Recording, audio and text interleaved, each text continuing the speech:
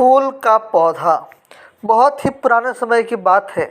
मिस्र देश का एक राजा था जिस पर देवता प्रसन्न हो गए और उसके पास आए और उसे उपहार स्वरूप एक चमत्कारी तलवार दी और उससे बोले कि जाओ और दुनिया पर फतह करो। इस पर राजा ने भगवान से सवाल किया कि भगवान, आप भी कमाल करते हैं, भला मुझे किस चीज़ की कमी है जो मैं पूरी दुनिया को फतह करूं। दोस्तों, पूरा ध्यान से समझना कहानी को। प्लीज़ आपसे रिक्वेस्ट अंत तक समझना, आपको ये कहानी बहुत देखा जाएगी। और ये कहानी अच्छी लगे तो प्लीज़ आप मेरी और कहानी को देखिए, बहुत बेहतरीन कहानी आपको लाता हूँ। इस पर देवता ने फिर से कुछ सोचकर पारसमणि देते हुए राजा से कहा कि लो पारसमणि, और जितना चाहे उतना धन की प्राप्ति करो। इस पर राजा ने फिर से सवाल किया, भगवान, मैं इतना धन प्राप्त कर कर क्या करूँगा, बताओ।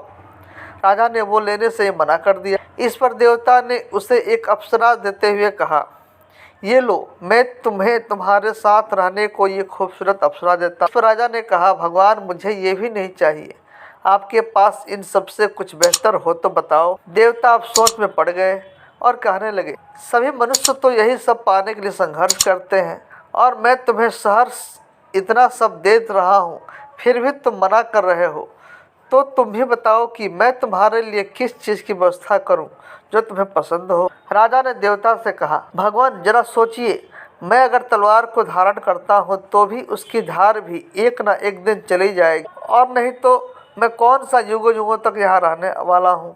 और अगर अप्सरा के लिए हाँ करता हूँ तो उसका सौंदर्य भी तो कोई अतुलनीय नहीं है, जबकि अगर पारसमणि को धारण करता हूँ तो धन भी कोई मुक्ति का मार्ग नहीं है, तो मैं क्यों इन सब की इच्छा रखूं। इस पर राजा ने जारी रखते हुए कहा, प्राकृतिक सौंदर्य से तो देवता भी धरती पर विचरण के लिए आते हैं, इसलिए आप मुझे यह फूलों का पौधा ही दे दीजिए।